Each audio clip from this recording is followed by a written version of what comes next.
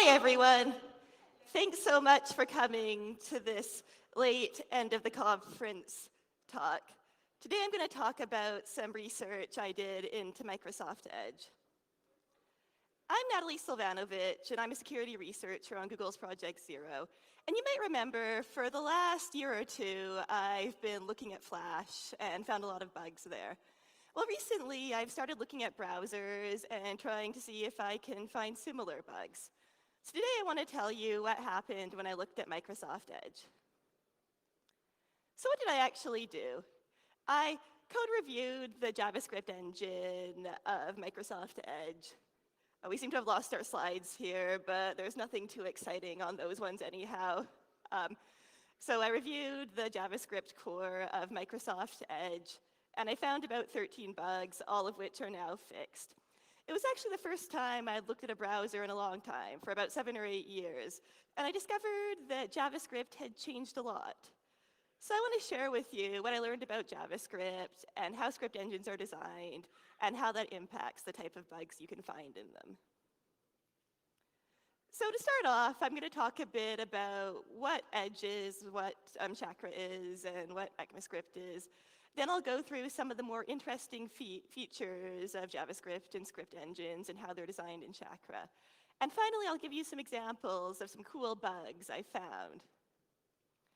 So to start off, what is Microsoft Edge? Microsoft Edge is the new Internet Explorer. It's the default browser on Windows 10. And Chakra is Edge's JavaScript engine. It's open source. You can find it online on GitHub. And it's constantly updated, which is great. You can actually go through and look at recent CVEs that have been fixed. It even accepts external contributions, just in case you want to be the change you want to see in Microsoft Edge. What is ECMAScript? ECMAScript is the JavaScript standard. When a developer creates a JavaScript engine, ECMAScript is the standard they implement. And everyone always asks me, why do you say ECMAScript when you really mean JavaScript? And the reason is that JavaScript is actually not the only implementation. The other big player in the ECMAScript world is ActionScript, which is what you write Adobe Flash Swifts in it. And also QTScript is also an ECMA language. So while JavaScript is probably most of the ECMAScript implementations, it's not the only implementations by far. And JavaScript is a constantly changing standard. There's been a lot added in the last couple of years, and they continue to release new versions. So now I'm going to go through some of the more interesting features of JavaScript, starting with arrays. Arrays, I think, are one of the most important features of a JavaScript engine. I think, even if you've only written JavaScript once, you've probably used an array. They're used very, very commonly. And what's interesting about them is they seem extremely simple, but they can get really complex really quickly. So to start off, here are 2 arrays. There's 2 ways you can create an array. You can use the square bracket notation, or you can use the constructor. I like the square brackets, but just so you know what those mean. And these are very simple arrays. They only have numbers in them. And I would say most arrays used in JavaScript are arrays like this. They only have numbers in them, and they're very simple. But there's actually a lot more you can do with arrays. So this next array has strings in it, still kind of basic. You can also have mixed types in an array. So this array has an integer, a string, an object, and even a regex in it. And then next up, we have an array of arrays of arrays. And there's no limit to how many times you can do this. And you can even put arrays in themselves if you want. And then last, we have what is called a sparse array. And that means that it has missing elements. So there's the array D, which is 1, 2, 3. And then there's this element at index 10,000. And you can totally do that with arrays, and this won't cause the memory generally to be allocated. And just a terminology thing, when you look at a sparse array, the things that are empty between the first elements and the last element are called holes. So arrays can get even more complex, though. So not only can you have number indexes, you can also do array sub-banana or array.grape. And this is adding properties to the array, and yes, regardless of whether you use the property notation or the subscript notation, that does the same thing. But as another complexity, you can have a property on an array. And I'd say now at this point, we're up to like a really, really vast majority of arrays you see online use just these features. But it gets even crazier. So you can also have configurations on arrays. And that means you can make an array read-only, or you can even make a single element of an array read-only. So for example, this first array, the first element, element 0, you can only read. You can't write it. And then another thing, which I think is done a bit more commonly, is there is this freeze function that will make the entire array read-only, and you can't add any elements. And then there's other similar things like object.seal. So that's another complexity. But it gets even weirder. You can also add getters or setters to array indexes. So this array, when you try to read or write property 0, you will execute code, and for example, if it's a getter, that code will return what you get back from the array. So I don't think this is a very commonly used feature, but every single array has to support it. And then finally, you can also have array prototypes. And to explain what these do, if you look at how the class hierarchy in JavaScript works, you start off with the basic object, the array, which is the array object in this diagram. But then it has a superclass and a superclass, and there's no limit to how many times you can do this. So to start off, you have the proto-object, which gives it the array class. And this is where the array methods that you typically call in an array are things like slice, things like index of. But then an array is also an object, that's the superclass. So you also have, the array has a proto to object, and then that gives you all the typical object features like toString. But what's even weirder here is, let's say you have an object with a prototype. That prototype can also have elements in it. And the elements can be as crazy as the elements in the array itself. So let's say we have this var array A, and then we're missing element 3. Element 3 is a whole. But then the prototype has element 3 defined, for example, this one. Then if you access element 3 of that array, it will actually go up the proto chain as far as it needs to, and then get the element from there. So I mean, that's pretty weird. And then also, you know, it could be a getter or a setter, it could be read-only, it could be a banana, it could be anything, which is interesting. So the other thing to realize is that all these different types of an array, all the basic array properties have to work on them. You have to be able to slice them correctly, you have to be able to splice, sort, etc., no matter how weird your array gets. So this is the challenge of the script engine designer. The reality is most arrays are very simple. Most arrays have only integers, and even after that, most of them only have simple properties, except there's all these out there features that could be used at any time. So what you end up getting is that every modern browser has multiple memory layouts for an array, and then they transition through the different types of array as needed. So here's how it works in Chakra. You start off with the simple array, which is an integer array. And then as soon as you add a float to it, it becomes a float array. And this is twice as big, because floats are twice as big as int arrays. And these are still in contiguous memory. And then let's say you add an object to it or a string to it. Then it becomes a var array. And that's the same size as a double array, except it's an array of pointers. And then the pointers are to each element. Even if it's an integer, it's now a pointer to an integer. And that allows this array to now have objects in it. Now this is most arrays, but now let's say you configure this array. You make it so that a property is read-only. Now it will become an ES5 array. And this is a dictionary array. It is a hash table for each element, and then that makes it so that there is pretty much no limit to what you can put in the array at the expense that it's no longer contiguous, so anything you run on it will not be as efficient as contiguous memory. Oh, there goes that excellent screensaver again. So how is this actually implemented? Well, in Chakra, they actually do vtable swapping. So to start off, this is how an array is laid out in memory in Chakra.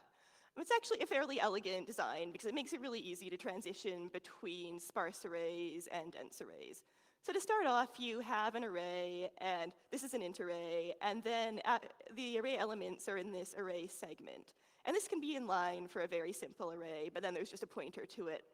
And then for a dense array, you'll usually just have one of these, where it starts and where it ends.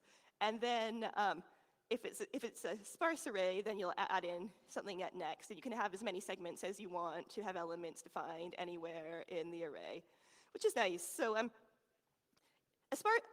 dense array in Chakra is pretty much just a very small sparse array. The only way it becomes truly a sparse, truly a dictionary is if you configure a property, then it becomes a hash table. So then what happens when you transition between these two? To start off, it will just swap out the vtable so that it now points to the right vtable for the right thing.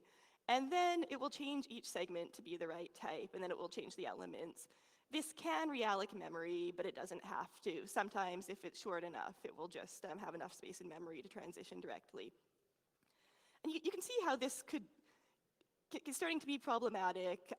This is only safe at certain times. Your arrays can change a lot, so you have to be careful you don't make a lot of assumptions about how they work. So moving on, another important element is objects, and they're actually fairly similar to arrays, but they tend to be optimized for properties. So when you create an array, you're usually putting indexes 1, 2, 3 in them. For objects, they tend to have named properties in them, but they have all the same features as an array. You know, they can also have indexes, they can also have accessors, they can have all this sort of stuff. And they can also be there's some exotic object types in Chakra. One that was kind of interesting is there's a deferred type. So in JavaScript, there's lots of different objects that need to be available at any time. For example, the regex constructor. At any time, JavaScript could create a regex, but it probably won't. Most JavaScript doesn't.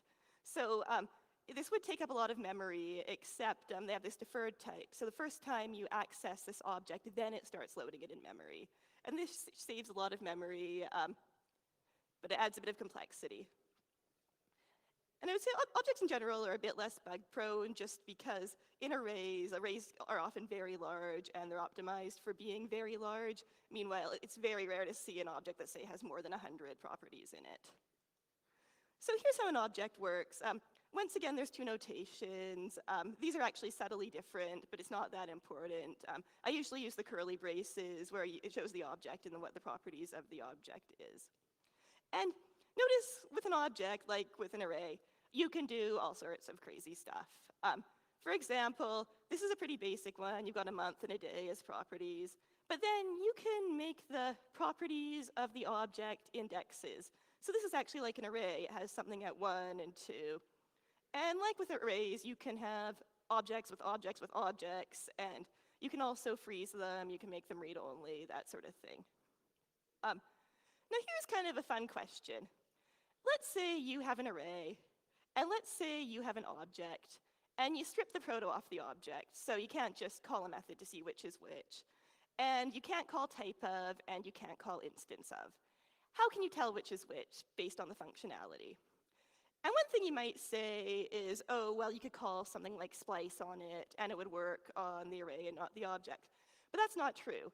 All the array methods actually do work on an object if you call it on an object that has the right indexes and has a length and that sort of thing. So how can you tell the difference between these two? As far as I can tell, I can only think of one way, which is you set the length to banana. And you can do that on an object, but if you do that on an array, you'll get an exception thrown. And so that shows you kind of how fluid objects are in JavaScript. You know, yes, arrays are supposed to be used for one thing, and yes, objects are supposed to be used for another thing. But you get to the point where you can actually add so much stuff to both of them that it can actually be fairly hard to tell which is which. So what you end up getting in different script engines is what they call the fast path and what they call the slow path.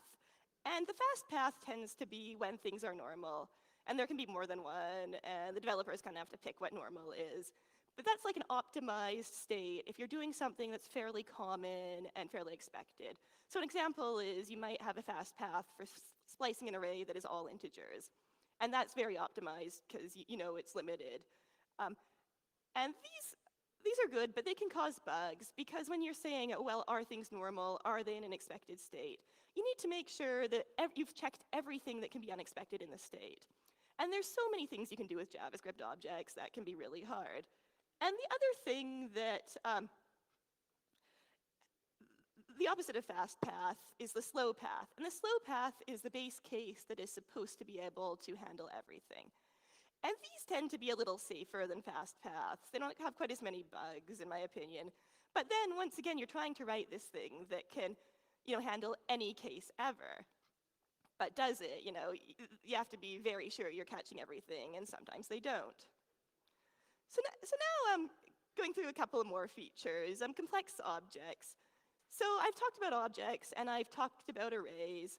But there can also be special objects that are subclasses of objects, like a regex, a map, a function. And these need to have a different memory backing in C, because, for example, a regex needs a place to keep the pattern, and a function needs a place to put the pointer to the code. And they can also be extended. So in JavaScript, not only can you create a class that extends a class you created, you can also create a class that extends a regex. So this means that typing becomes interesting in JavaScript. Because if you think of how script actually executes, fundamentally, every object is some type of handle. And it's the handle you put on the stack, and it's the handle you put in a function as a parameter, and that's what's used for all sorts of things. And script needs to differentiate between all these different types, because a function, when it pulls a parameter off the stack or out of the parameter array, it doesn't know what type it is. So Chakra does this kind of two different ways. To start off, there's the actual values of the handle. And in Chakra, these can either be integers or they can be pointers. And this is differentiated by the 48th bit. So to give an example, if on the stack you're pushing integer 7, it will be this long 1007. And that has the right bit set to show that it's an integer. Otherwise, if it doesn't have that set, it's a pointer. So it could be a pointer to an object, or it could be a pointer to a regex. And then there's a second type check that happens. Let's say you need to do something that's just on a regex. Then that will have a field inside the object to tell the caller what it is, and that needs to be manually checked in the script engine every time you do something specific to that type. So one more thing I'll talk about, which I will say is fortunately not very interesting in Chakra, which is garbage collection. There definitely are engines where garbage collection is a problem, where stuff can be spuriously freed, but Chakra tends not to have this problem. The garbage collector is very conservative. It does something called stack scanning, so if you have a pointer on the stack, even if you don't have another handle to it, it won't free it. And there's also some exploit protection features, such as delayed free, which make things not freed very often. So, and I'm not joking here, my model for the Chakra heap is that nothing is ever freed. And so far, it's been good enough for the purposes of this research. So now moving on to some fun and exciting bugs. So I'm going to start off with this one. And this one is due to the ability to put a getter on an array, and it's in array.join, which is basically toString for an array. It's something that you put an array in, and it creates a string so that you can print it. So here is the proof of concept for this bug. You start off, you create your new array, and then you create this interceptor, this getter function on the array index, and then this function adds an object to the array, and then you call this join function. And this ends up causing an unexpected transition, which is problematic and makes it into an info leak. So if you look at how the code is implemented in Chakra, what happens here is that when you join the string, when you try and convert everything to a string and append it, it will go through the array length, and then it will call this try templated get item. And this is a templated function that assumes the type and knows the type based on the array you pushed in. Unfortunately, it doesn't handle array transitions properly. So when it calls this function and gets one of the indexes, in this case 2, it will actually call into this function, which will put an object into the array and then change the type and cause an info leak. So that's an example of how the ability to put a getter on an array can be problematic. Sorry, this is a genuine and a conference keynote. I have genuine conflu here. So here's another issue due to a getter on an array. This time it's an overflow, and it's kind of interesting. And it's in the spread operator. You can see the spread operator being called at the very bottom, q of ... t. And what this does is this makes an array into an arguments parameter. So if I call Q with ... t, when I get into Q, the arguments of my call will be the elements of that array. So in this case, I create an array, and then once again, I add a getter to it, and on index 3, and then this changes the length. And then I call the spread operator. And what happens here? If you look at the code, they kind of try and check for this situation. Right up front, they say, are the arguments that I'm copying too big for the array I'm copying them into? And if so, just throw a fatal error. That's good, but you can change the situation later.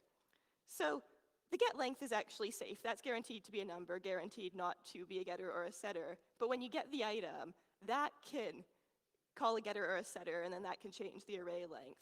So you can see this is just like a massive overflow. If you change the array length to be very large, then it's overflow your stack. And that's the issue with this bug. So here's another interesting bug, and this is a segmentation issue. So you know how I described the arrays as being lots of different segments if they're sparse? Well, you can imagine for certain functions in an array, it becomes quite difficult to implement them when your arrays are done that way. So this issue is in the reverse function, and you can imagine that reversing that sort of segmented array could be quite challenging because, you know, things from the last segment need to go into the first segment, and what if your segments change? Not a lot of fun. So this is a bug that involves, once again, an array interceptor, an array getter, and it basically changes the length of an array. And this one's a little bit of a picky bug. You can see I had to do some like very specific lengths, but the basic is that your array length is 1,000, and then you create the accessor on it. Then you call reverse, and then the accessor makes the array longer than it was before. That's the interesting part. So then you can see what the problem is here. You start off by getting the length of the array, and then this function reverse does something called fill from prototypes. Because, you know, reversing is already a bit of a nightmare. And it's even more of a nightmare because you have to realize arrays can have prototypes that can also have indexes in them. So you can imagine if you were trying to fetch everything from the proto every time you accessed an index, and you didn't even know that was there before you were trying to reverse it. That would be very problematic. So the way they try and handle this is they try to get everything out of the proto before they call reverse. So they'll go and iterate through the proto and make sure that if you have, say, element 3 on the proto of the proto, they copy it into the current array, so now that element is in the array. So they do that, but what they don't anticipate is that this can change the length of the array. And then this becomes basically a simple overflow. If your array was big, was small and is now big, now this can overflow, and you can end up with this huge length, and this will eventually overflow again and become basically an overflow in one of these segments. So, you know how I said I had told you all the weird stuff about arrays? I totally lied about that part. There is one thing that is actually there's a few more, but this is the most interesting of the things that are even weirder than the stuff I already talked about. So this is a feature of JavaScript called array.species. And the idea of this is that, let's say you call a function on an array, and let's say it's a function that returns an array. So let's say it's something like filter, where filter will take each element out of the array and then run a function on it, then put the return value into a different array. Now you've got this array you get back. Now, is that array an array, or is it a subclass of an array? And what the ECMAScript standard has to say about this subject is, why don't we do both? So you have the symbol species on the array class that you can redefine and add a constructor. And then this will be used to construct the thing that your array gets copied into. And of course, this is easily implemented by putting an extra script call into every single function in native code. So it ends up causing a lot of problems because it's kind of an unexpected feature, and it really gets into like the guts of every single array function that has been there for years already. So here's an example. So here's a bug in array conversion I do to array.species. So to start off, you create this array, and notice this is a mixed type array. It has, an object, an array, and my name in it, and then you call filter on this array. Except you've also set array.species. So this causes problems when you actually create an array. So in the implementation in Chakra of array.filter, it starts off by calling array_species.create. And this creates the array that all the filtered stuff is going to be copied into. But notice what it actually does here. It returns this array, the one at the top, which is an integer array, which is totally not the same type of the array that you're copying out of. So it does that, and now you have this int array. And then you eventually get down to the bottom here, where it gets the item, it calls the filter, and then it tries to put the item back into the array if it returns true. But wait a sec, this thing is the wrong type for the array you provided. So that's type confusion. And it happens because this function did not expect that the array returned would be anything but the type of the one, anything different from the type of the one that was provided. So here's another weird feature of JavaScript, the proxy. And the idea here is, what if I want to debug JavaScript in JavaScript? What if I want to debug JavaScript in JavaScript? So it tries to create an interceptor for absolutely everything you can imagine. There is nothing you can do in JavaScript that a proxy cannot intercept. It can intercept get, it can intercept set, it can intercept, enumerating, really anything. And this can also be problematic in some situations where the developer might not be expecting a property. And it's especially interesting sometimes when it's the prototype the prototype of an object, because it can lead to lots of unexpected things when doing the fallback, when getting an element. So here's an example here of a bug in the shift operator. It's actually in that get element, the prototype filling that I showed in the reverse thing, but I'll show that to you again. So you've got your array, and then you've got this proxy, and one of the many, many things that a proxy can overwrite is getting the prototype of a function. So you've got the array, you've got the proxy, which is the prototype, and then the proxy's prototype is this code that will get called to return future prototypes. So then you've got this special object, and then you call shift on it. And what happens? Well, it starts off by calling internal fill from prototype. And this is once again trying to get all the elements from the protos into the main array, because shifting it would be extremely painful if you had to iterate through the array many times. So it does that, but it makes an assumption about the prototype you get back. And that's because in Chakra, only var arrays, and I'm guessing at ES5 arrays as well, can be the prototype of an object. If it's an integer array, it converts it to a var array just to avoid this type of problem. The thing is, when the prototype is the proxy, the prototype can dynamically provide the next prototype, and there's no checks done on that. So in this case, it is an int array. So when it tries to copy those elements from the int array into the var array, they aren't correctly typed, and you end up basically overwriting pointers with integers, which I think makes this an especially bad bug. So here's another fun type of bug. So the slow path. Everything I've shown you so far has been on the fast path. They're optimized ones. But there's also slow path. And slow paths can be challenging to write because they need to handle every single case ever you can imagine. And it's getting to be a more popular thing that slow paths are actually written in JavaScript, which actually makes a ton of sense because you could probably write a pretty good slice pretty quickly in JavaScript. And it would 100% work all of the time because JavaScript always takes the getters and setters into account anyhow. So that's becoming more common. It's pretty foolproof, but the one problem that can come up is that user code can alter its behavior sometimes. You have to be really careful that users can't, or you can often end up messing up memory.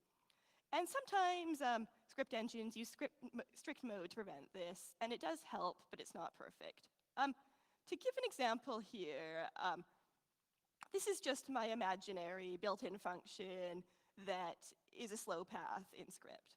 And it's called do built-in stuff, and then it creates an object, and then it adds a property to the object that's an object, and then it freezes the object, and then it does a native call on the object, on this object O that it's created. So what are the problems here? Well, there's two. One is, what if I put a getter or a setter on the object prototype? So this is the object prototype that is used on every object, even objects that haven't been created yet, because every object points up to that default prototype object. And if you change that, that will change it for every single object, even objects that you create later.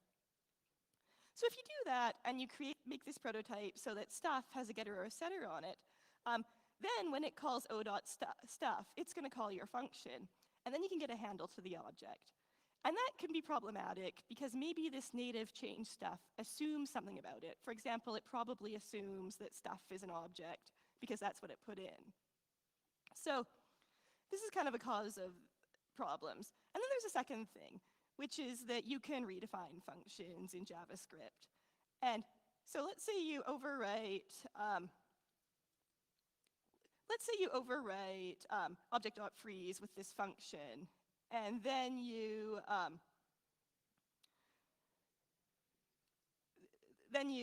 call the other function. Once again, you can get a handle to that object O. And the other thing is that it probably doesn't freeze it correctly either. And either of those can be problematic for this native function that gets called later. So this, I think, is kind of an emerging area of bugs. I think as more slow paths get added in JavaScript due to lots of crazy ECMA features, we're going to see more and more bugs like this. Chakra uses less of what I call host script than a lot of browsers. It only does internationalization for slow path in script. But I think this is like a problem in the long run that's going to get worse and worse. So here's an example of a bug in internationalization due to this lack of type checking and the ability to tamper with script. So here's the code from Chakra. In the host JavaScript, so this isn't my JavaScript, this is Chakra's JavaScript, you can define a property called collator, or they define the property called collator, and this is, if you've ever used internationalization, it's a way you can compare strings in different languages, in different typesets, and make sure they're compared correctly. So this is like regex, or map, or function. It's supposed to be something that is defined by the script engine unless you change it. And then in script, it gets a property from it and does all this stuff to it without type checking. So the problem here is, let's say I define the very same property on an object, and then I create the object. Remember how I told you about deferred types in Chakra? Well, internationalization happens to be a deferred type. So you start up and you call international.numberFormat, or international.collator, and then this will kick off the creation of this internationalization object. It will make the deferred object try and become a real object. And when it does that, it tries to execute this script. And when it does, you've already created that object, and then it will call your getter on that object instead of the default object. And then you can change this native object before this next code gets called. So what that does is that allows you to change all these types that they assume are objects to things like integers. And this ends up being type confusion. Even though these objects on the stack have that one set, which make them the number type, it's not checking here. So that means you can confuse pointers with objects. And then I'm going to show you pretty much one last fun bug here, which is simple error. So I'm going through a lot of complex bugs here. And sometimes bugs do happen due to lots of complexity. But sometimes bugs just happen due to sheer error, and this is one of them. This is in a SIMD function. Actually, I'll show you the POC first. This is also my favorite bug just because I can tweet it. It's the right number of characters. And this is just a fall through. So when you have a very large number of parameters, where very large is 3 larger than 3, it just falls through.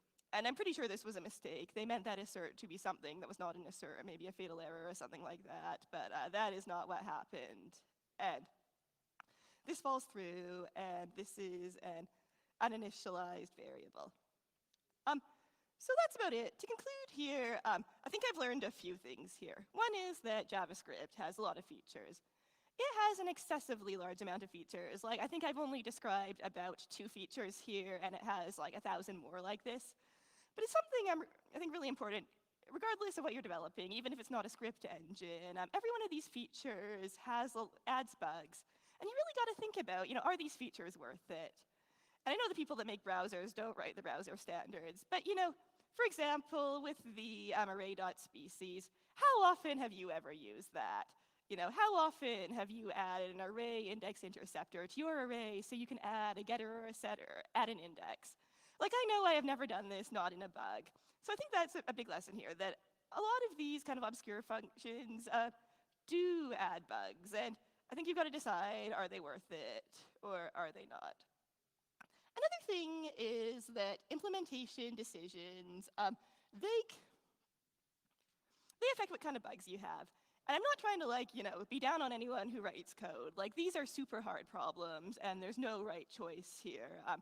Any way you implement this, there's going to be trade-offs between basically performance and security and ease of development and many other things. But it is really important to be aware of this stuff, to make sure that you understand that your choices of do you do a fast path, do you do a slow path, that sort of thing is really important, and it changes the type of bugs you have and also many other features of the engine. So as developers, I think it's important to think about that in the design. And I think as bug finders, it means that it's really important to understand the design and understand how it impacts security. Both from the side, if you're looking for more bugs, I think figuring out how the main features works. I didn't think it would lead to quite as many bugs as it did end up leading to. But really, just a good understanding of how things are implemented really does help find bugs. And from the securing perspective, I think it's important to understand this so that you know what to avoid. Once you know that certain designs lead to certain bugs, certain problems, I think that's the first step to trying to prevent them. So that's it. Thanks a lot, and please feel free to ask any questions.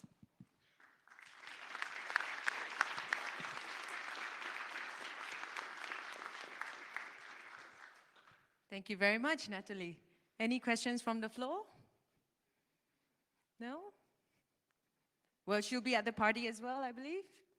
Yeah, but I also have my contact info if you want to email me or something. All right. Thank you very much, Natalie.